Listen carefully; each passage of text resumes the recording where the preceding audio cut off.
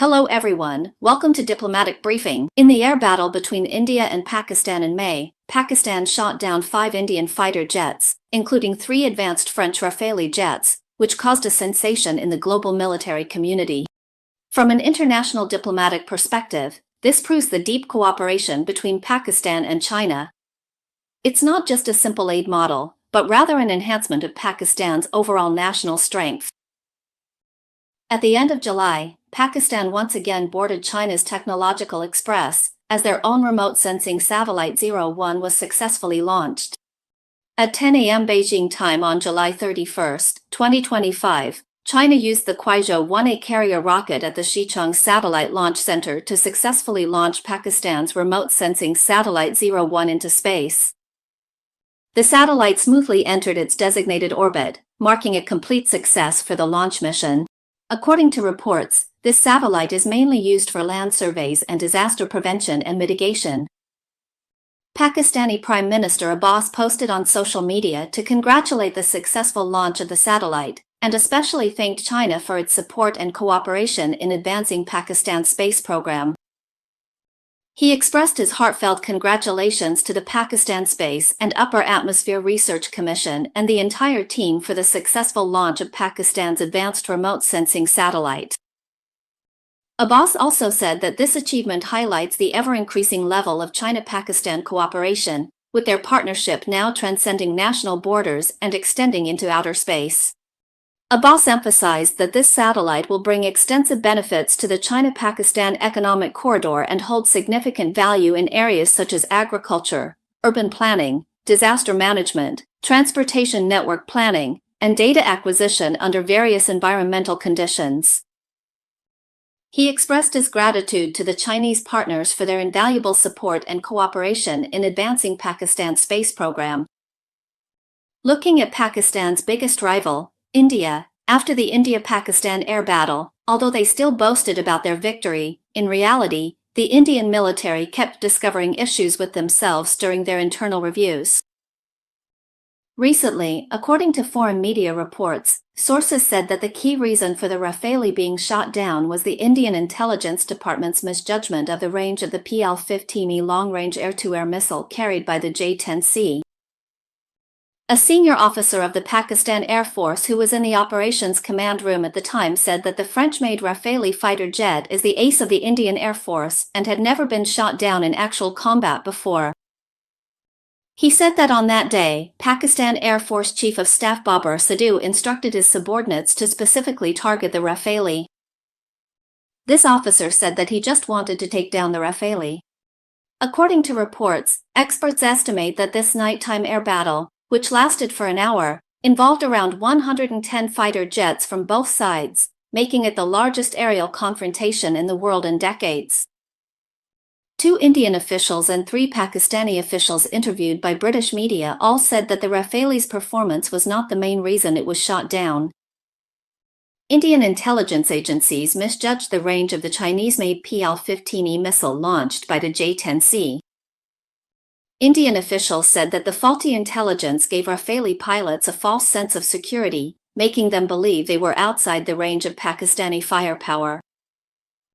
They believed the PL-15E missile had a range of only 150 kilometers. The PL-15E is an export version of China's domestically developed 4th-generation long-range air-to-air missile. It features all-weather capability, beyond visual range launch, multi-target engagement, and fire and forget functionality, allowing it to accurately strike targets such as manned aircraft, drones, and cruise missiles. It uses a combination of strap-down inertial navigation and satellite guidance, two-way data link correction, and terminal radar guidance, making it a trump card for medium and long-range, beyond visual range aerial strikes. Pakistani officials said they also launched electronic warfare attacks against India's systems, attempting to confuse Indian pilots. However, Indian officials denied the effectiveness of these actions. Justin Brunk, an air combat expert at the Royal United Services Institute, said that the Indians did not anticipate being attacked. The PL-15E's long-range strike capability is clearly very strong. Pakistani officials revealed that the PL-15E that hit the Rafale was launched from about 200 kilometers away, while Indian officials believe the range was even greater. This is considered one of the longest-range air-to-air strikes ever recorded. Although the Indian side stubbornly denies it and refuses to acknowledge any loss of fighter jets, with the widespread circulation of photos of the Rafale wreckage and audio evidence released by Pakistani military officials, this outcome has been widely confirmed by outside observers.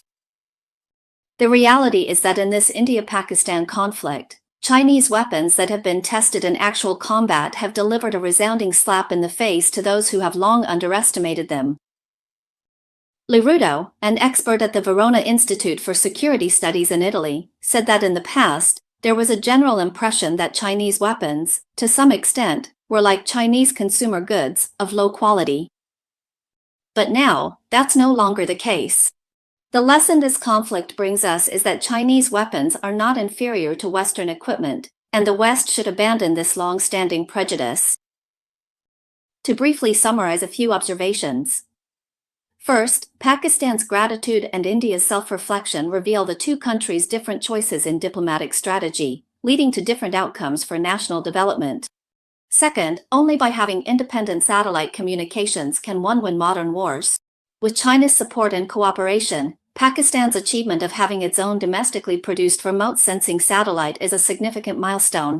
It brings to mind Iran, which is still using the American GPS positioning system. How could they possibly avoid attacks from the US military that way? After suffering humiliating blows from the US and Israel, Iran has only recently announced plans to break away from GPS, but it seems like it's already too late. Third, Pakistan's diplomatic choices have proven in practice that the path taken by developing countries, when closely aligned with China, brings real opportunities for development and a boost in national strength. In addition, on July 31st, The Economist published an article discussing how the large and attractive tax reform bill signed by US President Trump has brought about a zero-sum effect in the China-US rivalry. The large and attractive tax reform bill eliminated several clean energy incentive policies, including the early termination of clean energy tax credits and the cancellation of tax deductions for purchasing electric vehicles, making the already financially troubled U.S. solar and other renewable energy industries even more precarious. Public opinion holds that, in an environment of increasing policy swings and uncertainty, the U.S. clean energy industry is experiencing its darkest hour.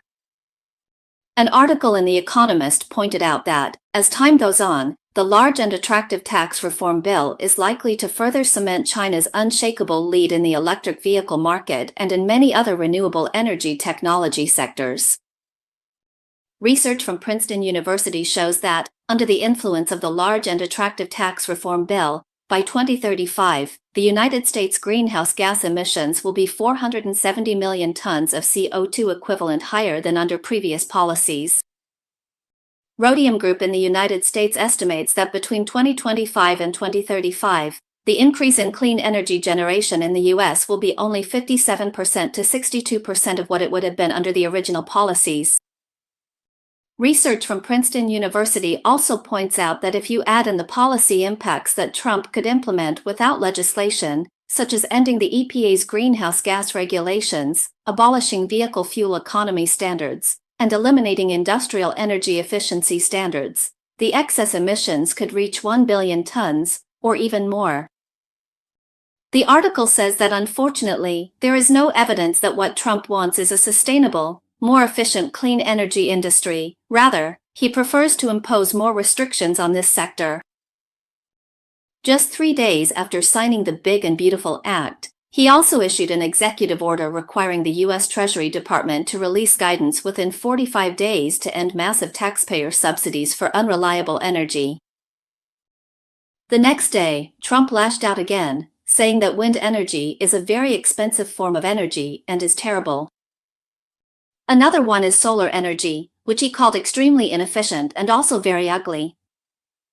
On July 25th, after discovering that wind farms could be seen from his golf course in Scotland, Trump criticized again, saying that the spread of wind farms, like the immigration issue, is one of Europe's biggest problems. You are destroying your own countries. He said, quite seriously, that it's just too sad. These wind turbines are everywhere, ruining the beautiful countryside and valleys, killing birds, and they're even built out in the ocean, damaging the marine environment. In response, many people in the U.S. clean energy industry are quietly panicking. They say that compared to the phased subsidy reductions in the Inflation Reduction Act, what worries them even more is that the Treasury Department's guidance could deliver an even more fatal blow. The Economist points out that since much of the supply chain for solar energy, batteries, and electric vehicles still relies on Chinese inputs, the Inflation Reduction Act's further expansion of restrictions on foreign entities, excluding Chinese companies from clean energy subsidies, could also create thorny problems for the U.S. clean energy industry.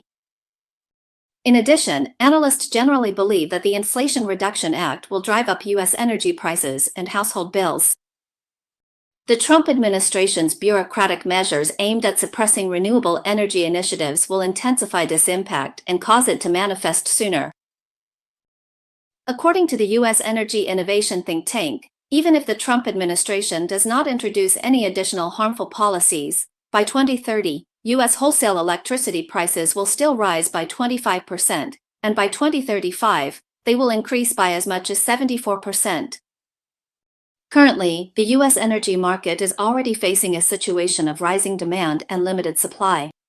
In the first half of this year, utility companies applied for electricity rate increases totaling as much as $29 billion, a significant jump compared to last year. On July 22 local time, a power auction held by East Coast grid operator PJM Interconnection indicated that electricity prices will continue to rise further. The Economist's final conclusion is that, under the influence of the Inflation Reduction Act, supporters of this bill will end up with a result where China's dominant position in the electric vehicle market and many other renewable energy technology sectors remains unshakable. At the same time, the United States will emit several billion more tons of carbon dioxide into the atmosphere. Hello everyone,